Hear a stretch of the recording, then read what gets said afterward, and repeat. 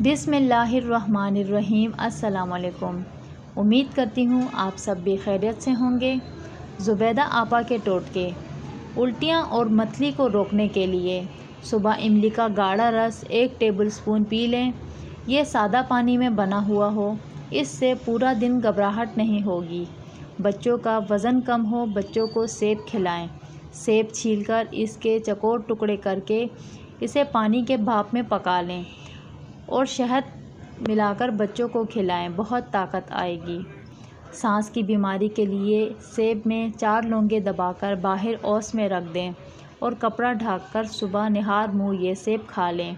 अगर आपके बालों में च्युइंगम चिपक जाए तो वहाँ पर थोड़ा शहद लगाएं, कुछ देर बाद धो लें, इंशाल्लाह च्युइंगम उतर जाएगी।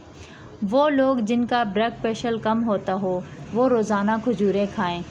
इसके अलावा चुकंदर का इस्तेमाल करें, इनके लिए बेहतरीन है। अगर मुंह में छाले बन जाएं तो मुतासरा जगह पर ग्लिसरीन लगाएं, इससे मुंह के छाले ठीक हो जाते हैं। अगर गुर्दे में पथरी है, नारियल के पानी में अंगूर का रस डालकर पिएं, गुर्दों की पथरी का बेहतरीन इलाज है।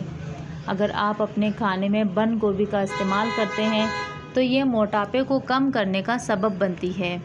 बच्चों के पेट में दर्द हो, हींग गरम करके नाक पर लगाएं, इससे गैस, कब्ज़, पेट ठीक हो जाएगा। अगर आपको वीडियो पसंद आई कमेंट्स करके ज़रूर बताएं। वीडियो को लाइक, चैनल को सब्सक्राइब ज़रूर कीजिएगा।